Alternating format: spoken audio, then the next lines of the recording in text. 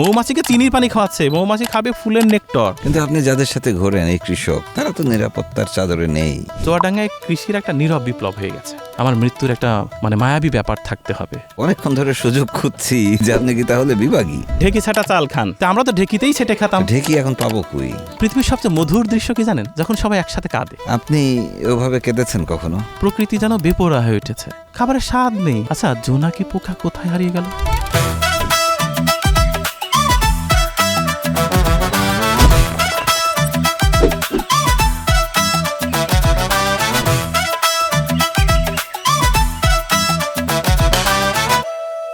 Podcast show গল্পের বাক্সে আপনাদের স্বাগত জানাচ্ছি। আমি মহসিনুল হাকিম। আজ আমরা এসেছি ঝিনাইদহ জেলায় এবং এমন একজন অতিথিকে নিয়ে আজকে গল্পের বাক্সে গল্প করতে বসবো, যিনি ক্যামেরা নিয়ে মাঠে ঘাটে ঘুরে বেড়ান, পথে প্রান্তরে গিয়ে মানুষের সঙ্গে কথা বলেন, তুলে ধরেন মানুষের গল্প, প্রকৃতির গল্প। কে সেই মানুষটি, সেই বিষয়ে একটি ভিডিও দেখে আসুন। এর মধ্যে আমি গল্পের বাক্সটি একটু গুছিয়ে নিই। জুয়েল রানা একজন উদ্যমী তরুণ। কেউ কেউ তাকে বলেন প্রকৃতি প্রেমী, কেউ বা প্রকৃতি পাগল। আইন নিয়ে পড়াশোনা করেও তিনি বেছে নিয়েছেন গ্রাম বাংলার মেঠোপথ, আর কবিতা ও সাহিত্যের মাধ্যমে তুলে ধরেছেন বাংলার রূপ। তার কন্টেন্টে উঠে আসে কৃষক, জেলে থেকে শুরু করে নানা শ্রেণী পেশার মানুষের জীবন ও গল্প। কিন্তু কি এমন ভাবনা থেকে চাকরি ছেড়ে সামাজিক যোগাযোগ মাধ্যমে কন্টেন্ট তৈরি শুরু করলেন তিনি? সেই গল্পই শুনবো আজকের পর্বে। জুয়েল ভাই, গল্পের বাক্সে আপনাকে স্বাগত জানাচ্ছি। কেমন আছেন? জি, আলহামদুলিল্লাহ, অনেক ভালো আছি। অনেক ভালো মানে কত ভালো? অনেক বেশি ভালো, কারণ আপনি আমার পছন্দের মানুষ এবং গল্পের বাক্সে আপনার সামনে বসে আছি, রীতিমতো ভালো থাকারই কথা। তো আপনাকে আমরা যেভাবে চিনি চিত্ত মিডিয়ার মাধ্যমে, সামাজিক যোগাযোগ মাধ্যমে আপনার ভিডিও দেখি, আমরা পাগলের মতো দেখি, কিন্তু আপনার তো এই জায়গায় আসার কথা না। আপনার আইন বিষয়ে পড়াশোনা করা কিংবা ছোটোবেলা সম্পর্কে একটু যদি বলতেন আমাদের। ছোটোবেলাটা তো গ্রামেই কেটেছে। আর প্রথমে যেটি বললেন যে এই বিষয়ে আসার কথা না, মানুষের আসলে নির্দিষ্ট কোনো বিষয় থাকে না এবং কারোরই কোনো বিষয় আসার কথা ছিল না। তো আসলে নিয়তিটাকে মানতে হবে। ছোটোবেলাটা গ্রামেই কেটেছে এবং গ্রামে থাকতে গিয়ে গ্রামের শৈশবটাকে উপভোগ করেছি। আপনি ধরেন একজন পড়াশোনা করলেন আইনে, ভালো ফলাফল করলেন যতটুকু জানি আমরা, এরপরে একজন বড় আইনজীবী হওয়ার কথা। সেটা তো আর একটা জীবন, সেখানেও মানুষের প্রতি সেবার বিষয়টাও রয়েছে, কিন্তু সেটা দিয়েও মানুষের কাছে যাওয়া যায়, বিপন্ন মানুষকে সহযোগিতাও করা যায়, তাই না? তো সেটাও একটা মহান জায়গা। তো সেখানে ধরেন, এবং নিজের ক্যারিয়ার যদি বলি আমরা, একটা ভালো ক্যারিয়ার, অর্থ সম্পদ সম্মান সব কিছু, তো সেটা কি আপনাকে টানলো না? আসলে আমার বাবাও চেয়েছিল আমি যেন আইনজীবী হই, এবং পড়াশোনা শেষ করে আমি যখন কোর্টে গেলাম তখন আসলে আমার মনে হয়েছে যে এটা আমার না। কারণ লয়ারদের এই যে কালো গাউনের ভেতরে চাপা পড়া হৃদয়টা, এই হৃদয়ের যে ছটফটানি, এটি আমি কিছুদিনের মধ্যেই ফিল করতে পারলাম। এবং একটি কথা আছে যে আকাশের যত তারা, আইনের তত ধারা। তো এই যে আইনের এক একটি গলিতে গিয়ে আমার দিগ্ভ্রান্ত পথিকের মতো লাগতো। আমি তাল হারিয়ে ফেলতাম, আমি কোনো গলির শেষ পেতাম না। আমার মনে হলো যে এটা আমার না। এবং আমি বাবাকে খুশি করার জন্য, পরিবারকে খুশি করার জন্য নিজের শরীরকে একেবারে চাবুক পেটা করে আমি কোর্টে গেলাম এবং আমার সিনিয়রের সাথে আমি প্র্যাকটিস শুরু করলাম। তো সেই ক্ষেত্রে আমি কিছু কিছু অভিজ্ঞতা আমাকে খুব পীড়িত করত। এই ধরুন, গ্রাম থেকে অবুঝ মানুষগুলো যখন কোর্টে আসে তখন তাদের চেহারার দিকে তাকালে একটা মায়া হয়। একটা চাচি তার আঁচলের মাথায় বেঁধে রাখা ছাগল বিক্রির টাকা, সেটি হাত বাড়িয়ে নেয়া না আমার জন্য খুব দুঃসাধ্য ছিল। আমার মনে হতো কোথাও আমার ভেতরটা কাঁপছে। খুব বাজেভাবে আমি আহত হতাম। এই পেশাটা অনেক বড় পেশা, মহান পেশা, কিন্তু আমি না নিতে পারছিলাম না। জজ কোর্টে আমার অভিজ্ঞতা খুব ভালো ছিল এমনটি নয়। যেমন একটি গ্রন্থ আছে, কত অজানারে, লেখক শঙ্করের এই গ্রন্থটি লয়ের স্টুডেন্টরা পড়ে। তো এই গ্রন্থের সাথে আমি মিলিয়ে দেখলাম যে সত্যিই এই জানার কোনো নাই, কত অজানারেই এই জীবনটা। এই ধরুন, ৩২৬ ধারার একটা মোকদ্দমা, একজন চাচি তার ছেলে সারা রাত জ্বরে কাঁপছে, এলাকায় মারামারি হয়েছে, গ্রামের ব্যাড পলিটিক্সের শিকার, তাকে রাতে ধরে নিয়ে এসছে পুলিশ। প্রথম কোর্টে তার জামিন আবেদন করা হয়েছে। আমি বুঝতে পারছি এটি নন বেইলেবল অফেন্স, এটি জামিনযোগ্য নয়, কিন্তু দেখেন আমি তাকে বলতে পারছি না, আমাকে কোথাও না তার কাছ থেকে হাত বাড়িয়ে টাকা নেওয়া লাগছে।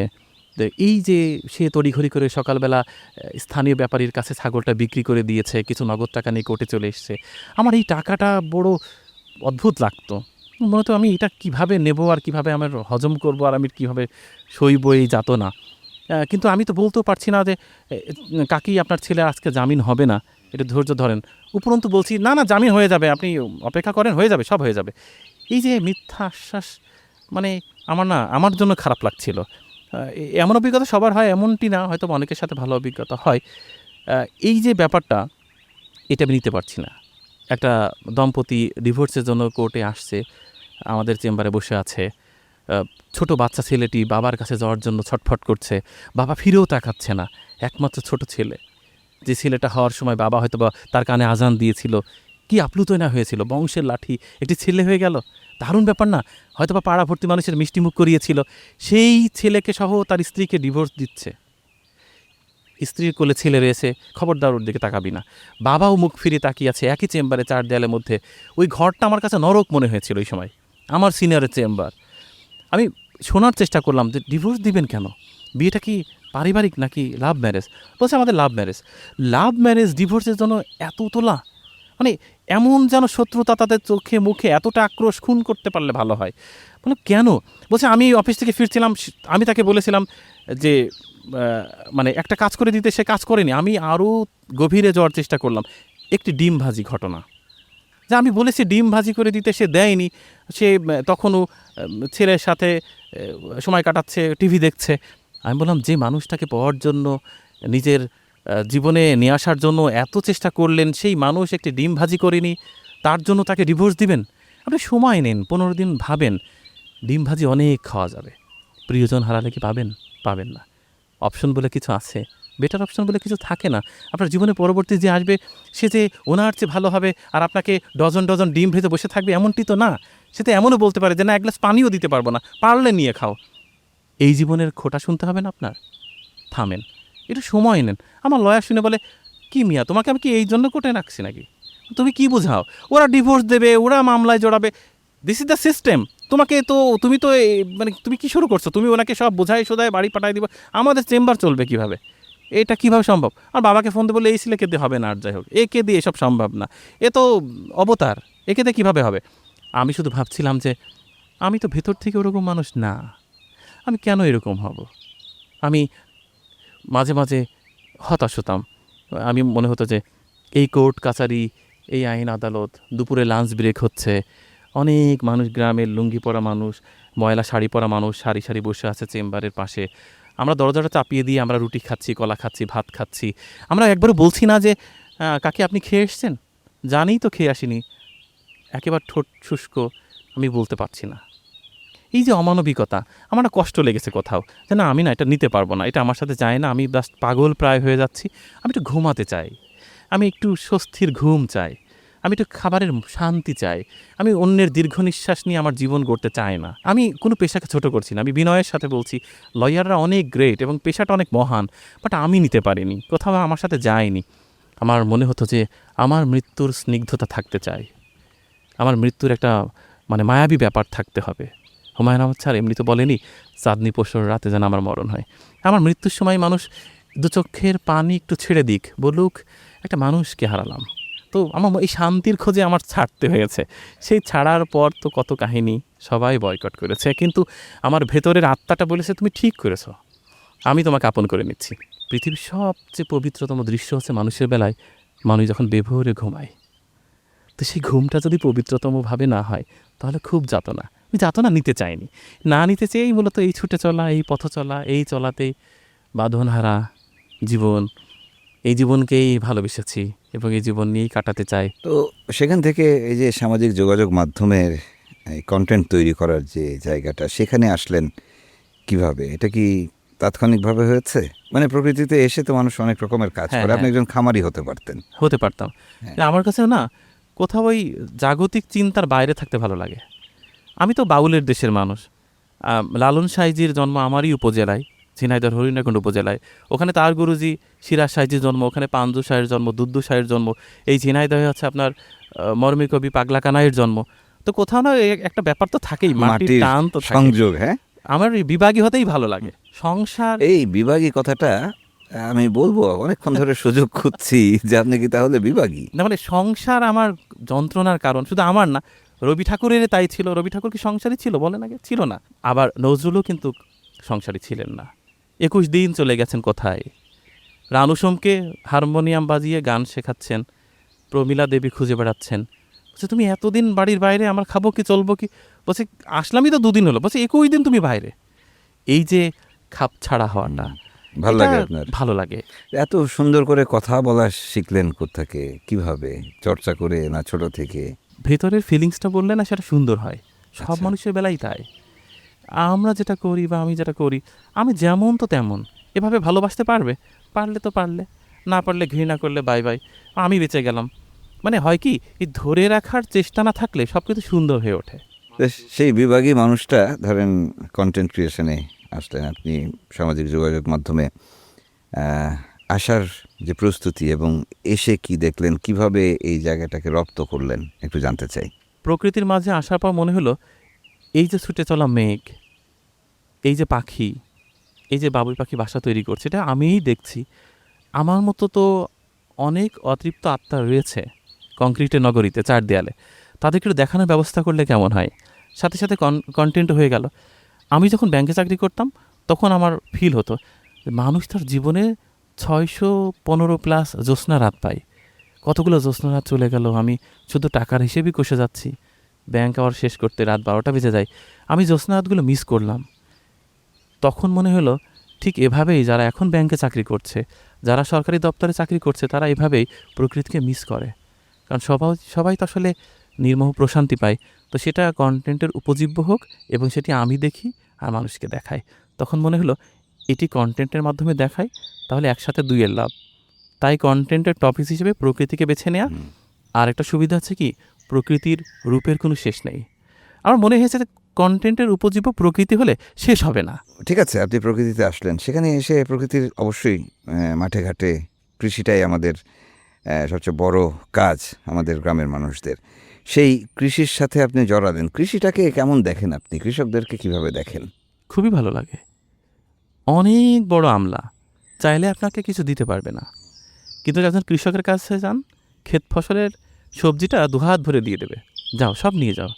এই উদারতা তার কীভাবে আসলো? উনি তো আমাদের মতো 2 কলম লেখাপড়া শেখেননি, এসেছে প্রকৃতি থেকে। প্রকৃতির চেয়ে বড় শিক্ষক আর কেউ নেই।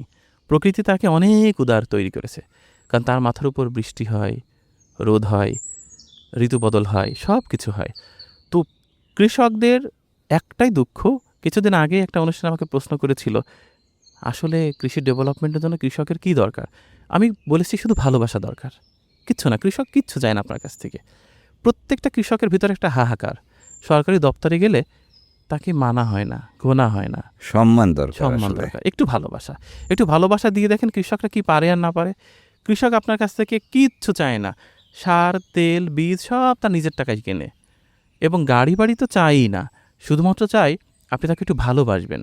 সে যে মাঠের মানুষ, ঘাটের মানুষ, এভাবে না দেখে সে যে প্রকৃতির সন্তান এবং প্রকৃতির এই মাটির কঠিন হৃদয় চিরে ফসল ফলায়, এই ফসলের মূল্য দিতে হলো তাকে একটু ভালোবাসেন। সব দুঃখ ভুলে যাবে সে। সারা বছরের বৃষ্টিপাত, খরা, যত কিছু আছে সব ভুলে যাবে।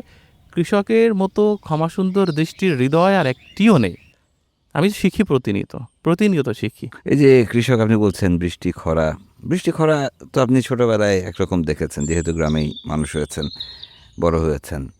তো এই যে বৃষ্টি খরা বা প্রকৃতির যে বৈচিত্র্য, দুর্যোগ, সব কিছুকে যদি একসাথে বলি আমরা, এটাকে বৈজ্ঞানিকভাবে বলা হয় যে জলবায়ু পরিবর্তন হচ্ছে, তার প্রভাব পড়ছে। আসলে কৃষিতে এই প্রভাবটা কেমন দেখছেন আপনার চোখে? অনেক বেশি, কীরকম বলতে পারেন একটু? এবং খুবই ভয়াবহ। প্রত্যেকটা কৃষকের তার ফসল তার সন্তানের চেয়েও প্রিয়। দেখেন, আনএক্সপেক্টেড সব কিছু হয়ে যাচ্ছে।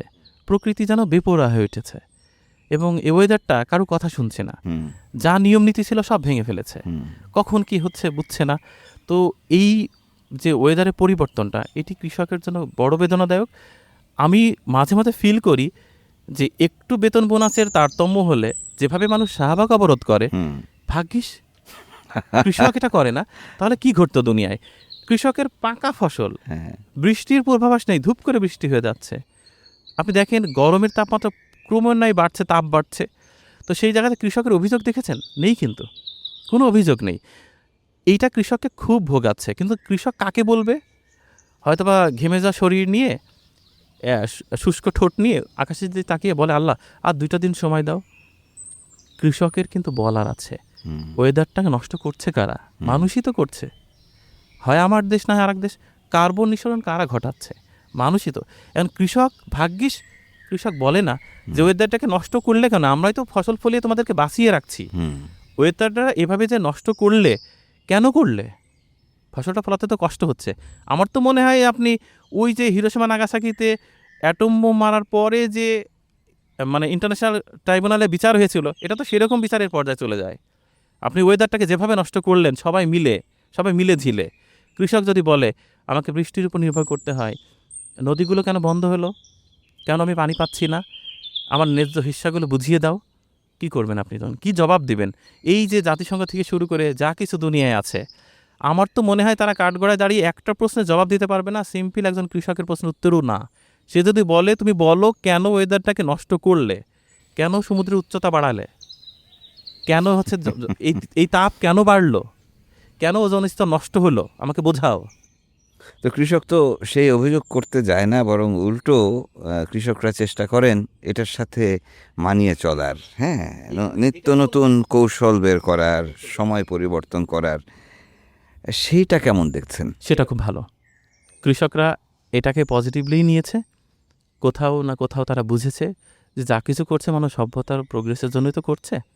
তো যাই হোক, বা কেউ বা হয়তো অত দূর খবর রাখেও না হুম, যে ওজন স্তর বলে যে কিছু আছে, হ্যাঁ। সে খবরও কেউ রাখতে চায় না, দরকারও নেই, কারণ অত খবর রাখলে সুখে থাকাও যায় না।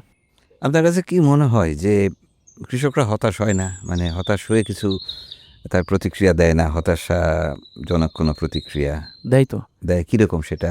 আমি দেখলাম যে বিঘার পরে বিঘা হুম, ফুলকপি, বাঁধাকপি তসরুপ করে দিচ্ছে, কেটে কেটে ফেলে দিচ্ছে, বিরক্তি হয়ে। এত বিরক্তি! দেখেন, টমেটোর কথাই বলি, আমরাই প্রোগ্রাম করেছিলাম, হুম, শত শত মন টমেটো, দাম নেই, হুম, বাজারে নিয়ে যেতে পারছে না। এটাকে যদি ড্রাই করা যেত, হুম। উন্নত দেশে যেটা করে। তো কৃষকরা তো মানে এই যে এসব সামনে যত প্রতিবন্ধকতা আসে, সেগুলোকে তারা অতিক্রম করে নিজেদের মতো করে। এই যে নিজেদের বলছেন মতো যে করে, যে সে তার পৃষ্ঠপোষকতা কম। তার বুদ্ধি খাটায়, হ্যাঁ, যে ঠিক আছে এবছর পানি কম হলে আমি এভাবে করব, অথবা পানি বেশি হয়ে গেছে এখন আমাকে এই করতে হবে। এই যে জলবায়ু পরিবর্তনের সাথে খাপ খাওয়ানো, খাপ খাইয়ে নিজের মতো করে উৎপাদনে থাকা, এরকম কিছু উদাহরণ দিতে পারেন? আপনি তো হুম। প্রচুর ঘোরেন, বলেন তো হ্যাঁ, একটু। আছে। আমাদের চুয়াডাঙ্গার কৃষকরা এই ক্ষেত্রে অনেক এগিয়ে। হুম, তারা হচ্ছে মালচিং করছে। হুম, মালচিংয়ে তারা হচ্ছে বৃষ্টি বাদলকে অনেকটা সাপোর্ট পায়। হুম, ওকে, এই একটা ব্যাপার। আমরা লাস্ট প্রোগ্রাম করেছিলাম, মিলিয়ন মিলিয়ন মানুষ দেখেছে। হুম, সেটা কি ছিল?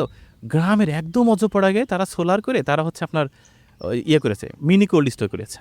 আচ্ছা, মিনি কোল্ড স্টোর করে তারা কিন্তু অনায়াসে 3.5 মাস তারা পেয়ারা রেখেছে, হুম, তারপরে বিটরুট রেখেছে, পেঁপে রেখেছে, তারা মরিচ রেখেছে।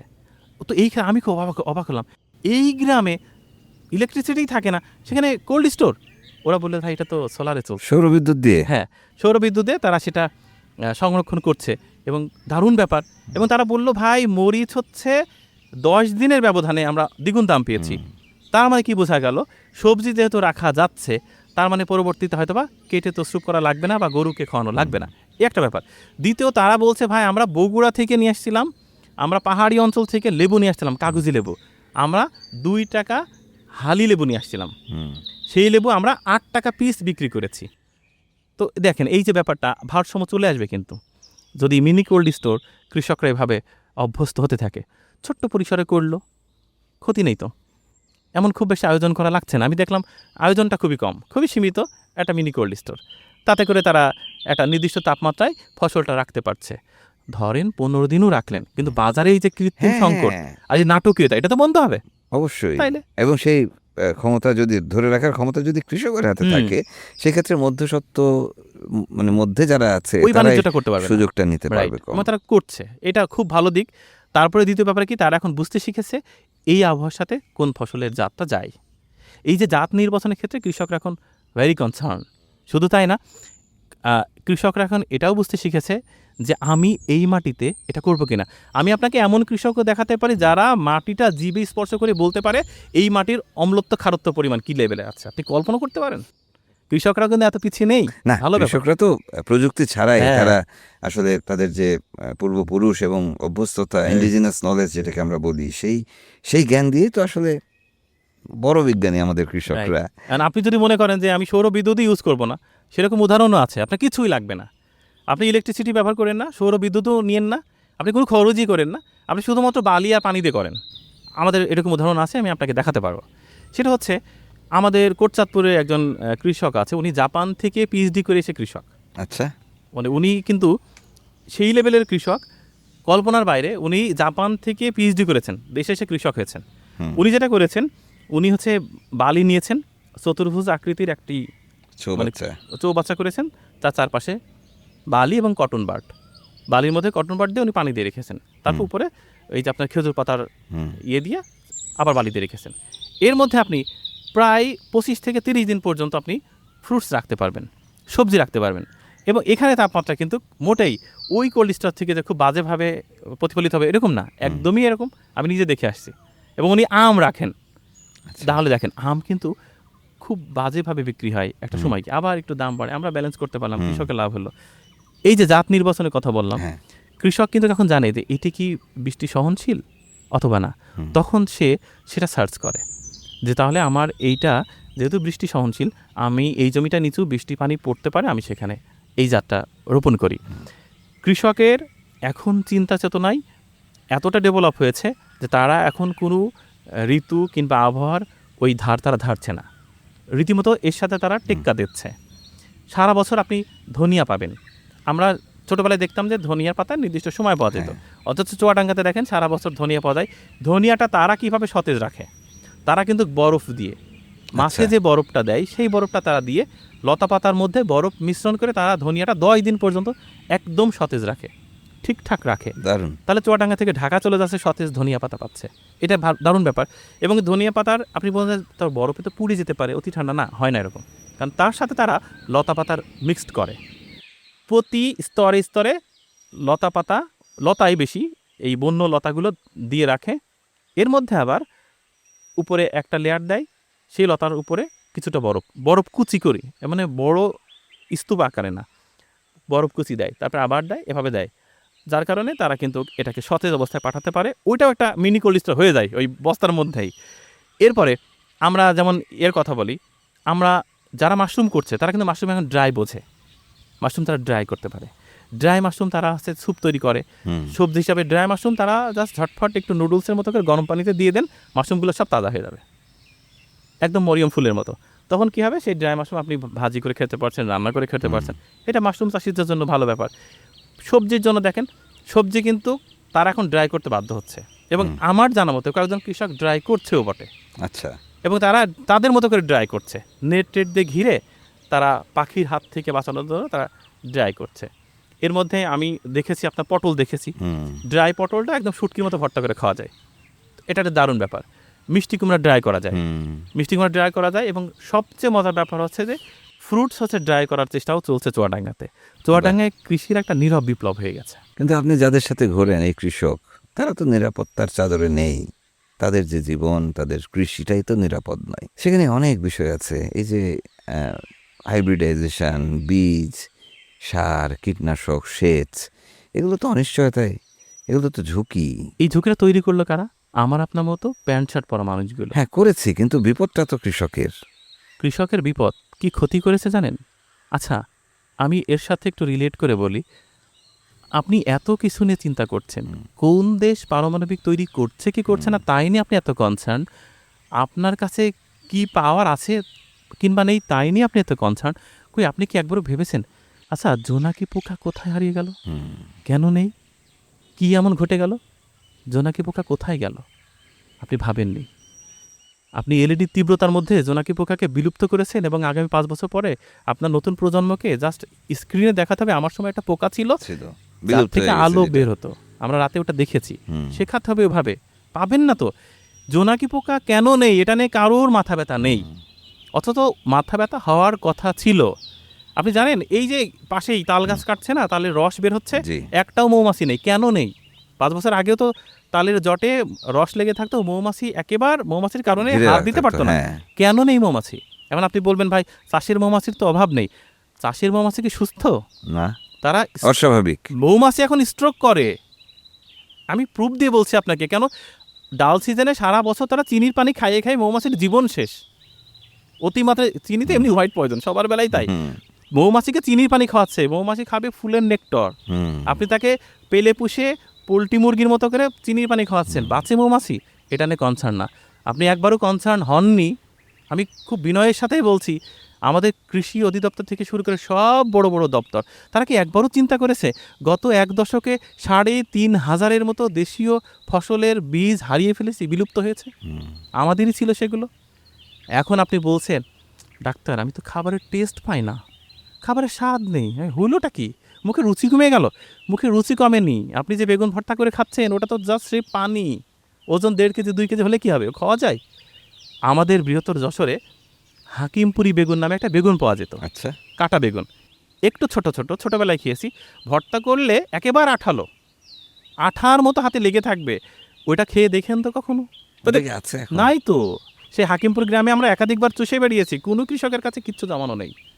কালো রঙের ছোলা ছিল আজ থেকে 300 বছর আগে, সেটা আমাদের নেই। কোথায় আছে জানেন? কোথায়? সেটা রয়েছে আপনার হচ্ছে ইয়েতে, আমাদের নরওয়েতে রয়েছে। সেখানে রয়েছে যে কালেক্টেড ফ্রম বাংলাদেশ। আপনি হাত দিয়ে ছুঁয়েও দেখতে পারবেন না। তারা এত দারুণ করে সংরক্ষণ করে রেখেছে, হুম, আমাদের কাছে নেই। আমাদের কাছে ধরিয়ে দেওয়া হয়েছে হাইব্রিড। আমরা তাই পাগল হয়ে গেছি। এবং আমরা তো ব্যবসা ছাড়া কিছু বুঝি না। আমরা সব জায়গায় আমাদের ব্যবসা করতেই হবে, যাই কিছু ঘটে যাক ব্যবসা আমাদের করতে হবে। সেই জায়গা থেকে আমরা কৃষককে বলেছি ভাই বাদ দাও তো হাকিমপুরি বেগুন 16টা 20টা কেজি হয়, লাভ আছে। একটা বেগুন নাও 2 কেজি 2 নাও। কেজি হবে। কৃষক করেছে। কৃষক তো অত ভালো বোঝে না ফিডব্যাক পরবর্তী কী আসবে, সব হারিয়ে ফেলেছি আমরা। আমাদের এখন এখন আপনি বাজারে বলেন ভাই একটু খাঁটি মধু পাওয়া যাবে না? খাঁটি মধুর জন্য আপনি চষে বেড়াচ্ছেন, পাচ্ছেন না। আপনি এখন হচ্ছে তরকারি টেস্ট পাচ্ছেন না। আপনি এখন সেই গোল গোল করলা খুঁজে বেড়াচ্ছেন, পাচ্ছেন না। আর কিছুদিন পরে তাও পাবেন না। দোষ তো কৃষকের নয়। আপনি মাঠ পর্যন্ত আপনার কোম্পানির এজেন্টকে পৌঁছে দিয়েছেন, কৃষককে আপনি পাগল প্রায় করে দিচ্ছেন, সহজ সরল মানুষকে আপনি ডাইভার্ট করছেন, ভুল বোঝাচ্ছেন। এই নাও হাইব্রিড, এই নাও হাইব্রিড, এই নাও হাইব্রিড। এখন ডাক্তার বলছে আপনি লাল চাল খান। কেন বাবা? এগুলো তো আমাদেরই ছিল, ছিল তো। হারালাম কেন? এখন সেই লাল চাল আমাদের বাড়তি তাই না? এফোর্ট দিয়ে খুঁজে খুঁজে বলছে বাড়তি ঢেঁকি দাম দিয়ে ছাঁটা চাল কিনতে খান। হচ্ছে। হ্যাঁ, তা আমরা তো ঢেকিতেই সেটে খেতাম। ঢেকি এখন পাবো কই? তাইলে 10 তলা বিল্ডিংয়ের উপর এখন আপনি মাটির কলসে পানি রাখছেন, কেন রাখছেন? প্লাস্টিকে খাচ্ছিলেন, সেখানেই খান না। হ্যাঁ, ভয়াবহ অপেক্ষা করছে, অপেক্ষা করুন। আসলে আমরা মুগ্ধ হয়ে আপনার কথা শুনি এবং আপনার কাছে আমাদের আসার বড় কারণ হচ্ছে যে আপনি এই মাটির সাথে আমাদের শহরের প্রজন্মকে চেষ্টা করছি। কানেক্ট করার চেষ্টা করছেন। সেটা কতদূর সফল হয়েছেন এবং এটা নিয়ে কি আপনার আরও চিন্তা আছে কিনা? এখানে আরও সময় দেবেন কিনা আপনি? অনেক অনেক। আমাদের টিম মেম্বাররা সবাই বলে হাসান, ইকরামুল কবির, ওদেরইও সব ক্রেডিট। আমি তো শুধু কথা বলি, হুম, ওরা সব মেকানিজম করে, ওরা সব কিছু করে। এদিকে ক্যামেরার পেছনে যারা কাজ জি, করলো জি, আজকে, জি। দেখেন অল ক্রেডিট তাদের। 3 জনেরই দল আপনাদের চিত্ত মিডিয়া। হ্যাঁ, 3 জনের। কত পরিশ্রম করলো না তারা? হুম, এটা করব। এবং আমরা মাঝে মাঝে বলি যে প্রকৃতিকে ছাড়ার সুযোগ নেই, যত কিছুই ঘটে যাক। এই যে স্বর্গীয় প্রশান্তি পেয়েছি, এটি ছাড়তে চায় না। কেননা কয়টা মানুষ আছে বলুন তো যে সময় নষ্ট করে পৃথিবীতে সন্ধ্যা নামা দেখে? কেউ দেখতে পারে না। আপনার জীবনে অগণিত সন্ধ্যা চলে যাচ্ছে, ক্যালেন্ডারে পাতার পর পাতা শেষ হচ্ছে। আপনি একটা দিনও কি সময় নষ্ট করে ভেবেছেন আজকে কিচ্ছু করব না, ফোন রিসিভ করব না, আজকে প্রকৃতিকে কিভাবে অন্ধকার গিলে খায় এই দৃশ্য দেখব, হুম, আজকে সময় নষ্ট করব শুধু সন্ধ্যা নামা দেখার জন্য? এরকম হয় না, করে না মানুষ। আমরা এই প্রজন্মকে বলতে চাই এনাফ, অনেক ছুটোছ, অনেক ছুটছ, বাট মানসিকভাবে সুস্থ থাকতে হবে। এই সুস্থতার জন্য প্রকৃতিই একমাত্র মেডিসিন। মাটি বিগ স্ক্যানার মেশিন। আপনার অনেক ক্রোধ, অনেক হিংসা, মাটির উপরে একটু বসে থাকেন তো একা একা, মাটি আপনার শুষে নেবে। সব শুষে নেবে, সব নিজের ভিতরে টেনে নেবে। কারণ মাটি হচ্ছে অনেক জঘন্য জিনিস নিজের মধ্যে হজম করে প্রতিনিয়ত। হুম, প্লাস্টিকের মতো প্লাস্টিকের মতো জঘন্য জিনিসও তো সে হজম করে। তো আমরা প্রকৃতিকে এই প্রজন্মের মানুষের কাছে পৌঁছে দিতে চায় এবং তাদের বোঝাতে চায় তোমার সুস্থতার জন্য প্রকৃতির সাথে প্রতিনিয়ত আলিঙ্গনরত অবস্থায় থাকতে হবে। না হলে জীবন থেকে যা হারাবে সেটি আর কখনো পূরণ করার যোগ্য নয়। মানুষ এখন প্রাণ খুলে হাসতে ভুলে গেছে। প্রাণ খুলে হাসিটাকে মানুষ উইয়ার্ডনেস মনে করে, আনকালচার্ড মনে করে। মানুষ মন খুলে কাঁদে না, কারণ চারপাশে সবার মনে কাছে করবে? ক্যামেরা, কি ভাববে সবাই, এভাবে কাঁদবো, এত জঘন্যভাবে কাঁদবো, মারা গেছে যাক না। আমার মেয়ে যখন কাঁদে আমি ওর মাকে বলি কাঁদতে দাও। কান্নার ভিতরে একটা দারুণ প্রশান্তি আছে। জানেন, তীব্র হাসি আর তীব্র কান্নার ভিতর খুব একটা পার্থক্য নেই। অনেকক্ষণ হাসবেন, চোখ দিয়ে জল বের হবে, কাঁদবেন, চোখ দিয়ে জল বের হবে। পৃথিবীর সবচেয়ে মধুর দৃশ্য কি জানেন? যখন সবাই একসাথে কাঁদে, অনেক মানুষ একসাথে কাঁদছে। এর চেয়ে সুন্দর দৃশ্য আর হয় না। মানুষ এই দৃশ্য ফিল করতে চায় না। মানে ভাবে, মানুষ কি ভাববে আমি এভাবে কাঁদবো, এত জঘন্যভাবে কাঁদা যায় না। আপনার হৃদয়ের সবটুকু অনুভূতি দিয়ে কাঁদেন, সবটুকু অনুভূতি দিয়ে হাসেন, ভাল লাগবে, এটা হালকা লাগবে। চেপে চেপে কি কাঁদা যায়? আপনি ওভাবে কেঁদেছেন কখনো? কেঁদেছি। শেষ কবে সেটা? হঠাৎ একদিন রাত 10টার সময় আমার ওয়াইফ ফোন করে বলল যে বায়োপসি রিপোর্ট হাতে পেয়েছি, আমি তো ক্যান্সার পজিটিভ। আমি তো খুব কাঁদলাম, একবার হৃদয়ে ভরে কাঁদলাম, এত কাঁদলাম। আমার বাচ্চাটা তখন বয়স মাত্র 1 বছর 3 মাস, এখনও তো ছোট। তো এত কাঁদলাম যে কথা ছিল এহ জগৎ আমরা একসাথে থাকব, আমরা কখনো একে অন্য থেকে দূরে যাব না। সে মানুষটি ক্যান্সার ধরা পড়লো, তখন আমার কোনো আর্নিং নেই, কিছু নেই। ট্রিটমেন্টের ব্যাপারটা তো সেটা দূরের ব্যাপার, কিন্তু মানে ক্যান্সারটা ওরই হতে হলো। এই ব্যাপারটা আমার কোথাও ভীষণভাবে করেছিল যে জগতে তো আরও মানুষ আছে, অনেক অনেক মানুষ আছে না, যে এই ব্যাপারটা একটু স্বার্থপরতা মনে হয়েছিল যে আরও তো মানুষ আছে, ওরই মানে ক্যান্সারটা হতে হলো। এই ব্যাপারটা ওই দিন তো খুব কাঁদলাম, ও কাঁদলো, আমি ওকে জড়িয়ে ধরে অনেক কাঁদলাম। তো অনেক কাঁদার পর আমরা দেখলাম আমরা আবার হালকা হয়ে গেছি। যদি আপনার কথা তো আমরা শুনি, আবার দেখিও তো, এবং আপনি যে জিনিসগুলো দেখান, এ ধরেন সবশেষ ভাটফুলের কন্টেন্টটা দেখছিলাম না, তো আপনি যখন ফুলটি ধরে কথা বলছিলেন, আপনার হাতের আঙ্গুলগুলো দেখছিলাম ক্লোজ, তার সাথে দেখছি যে আপনার হাতের কলমটাও কি দিচ্ছে, এখনো আছে। এই কলম কি সবসময় রাখেন? সবসময়। কেন? দেখেন, আপনার কাছে কলম আছে মানে আপনি কিছু না কিছু সৃষ্টি করতে পারবেন। পৃথিবীর সব কিছু না একটা লগ্ন আছে, সব সময় কিন্তু সব কথা আপনার মনে পড়বে না। এই যে একটু মনে পড়া দেন, তাক্ষণে আমি হাতের ইয়েতেও লিখে রাখতে পারি। আমার পকেটে অনেক কাগজ রয়েছে, পকেট ফোলা কাগজ রয়েছে, সেখানে লিখে রাখা। আল্লাহ তো আমার কাছে ওহি পাঠায় না, আমাকে তো পড়তে হয়। প্রকৃতির মাঝে বসলে কিছু মাথায় আসে, সেটা লিখে রাখতে হয়। এ কারণে পেনটা দরকার হয়, পেন থাকে। এবং এমন অনেক ক্ষেত্রেই হয় যে সিক্রেটটা কখনো কোথাও বলিনি, এখন বলি।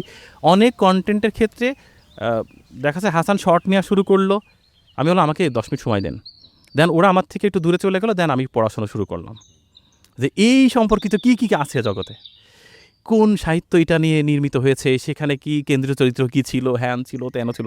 আমি আপনার সাথে আসছিলাম তখনও কিন্তু বিভূতিভূষণ বন্দ্যোপাধ্যায়ের আরণ্যক পড়ছিলাম। সেই আরণ্যক পড়তে পড়তেই আবার উদ্ধৃতি দিয়ে দিলাম। আপনি যখন কিছু পড়বেন বা কিছু লিখে রাখবেন, সেটি প্রয়োগ করার জায়গা তৈরি পৃথিবী আপনিই করে দেবে। পৃথিবী কালির অক্ষরকে কখনোই বঞ্চিত করে না।